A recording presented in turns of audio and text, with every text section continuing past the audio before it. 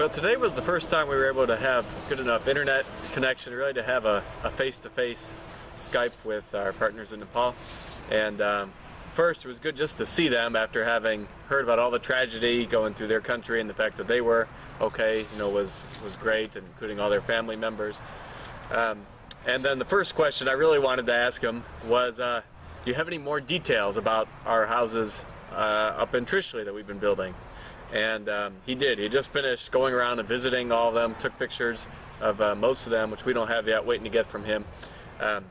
And his words were that you can't see even a trace of damage on the houses, which was just, really encouraging. And it also helps us then know where we're starting from. So it kind of helps speed up our whole process of responding to this quake, because it's not a matter of assessing what may have gone wrong on our homes. We actually know now this is the best earthquake test you could have ever hoped to have on a home. We're ready to move forward. So it's estimated there were as many as 400,000 homes destroyed in the earthquake. And no one organization is going to address all of those, but it also means that we have to find ways to multiply our impact in the country and make as broad of an impact as we can. So we're basically going to be trying to do two things. At this point, we have a vision for one, of course, building homes in partnership with families in need. You could have seen that one coming.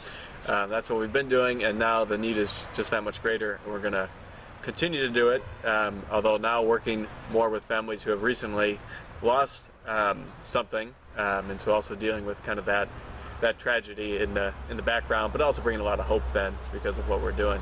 But then the other idea that we have to help spread the vision is to help share some of the building technology we've been using that allowed our homes to do so much better than so many of the homes there in Nepal. And we've been making our own concrete blocks in Nepal.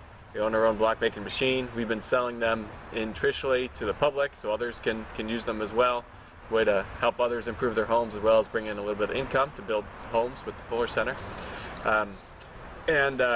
We really want to do that in a number of other villages all around the country. Samuel Tamang, our just dynamic leader over there, he has connections all over the country. He's been working through churches there for decades, and he wants to help these other villages learn how to use this technology to begin to build spin-off little businesses, creating some jobs for Nepalese while also teaching this technology. So we're going to build homes as we teach the technology, and then move on to the next village, leaving behind a business that will allow people to continue to use that method in the future.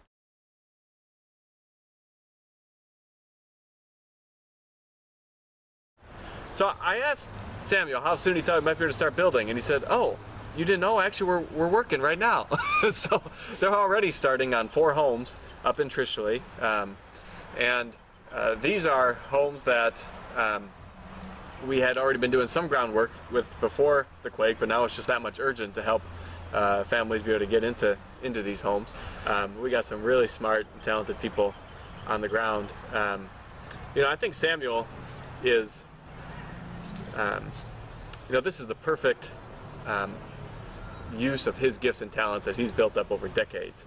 He knows pastors in hundreds of cities around the country, and he also has taught sustainable building techniques at the university level.